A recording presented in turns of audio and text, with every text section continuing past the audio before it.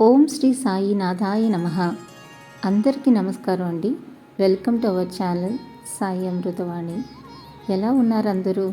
ప్రతి ఒక్కరూ షిరిడి సాయినాథుని ఆశీస్సులతో సుఖ సంతోషాలతో బాగుండాలని మనస్ఫూర్తిగా కోరుకుంటున్నాను. ఓం సాయిరామ్.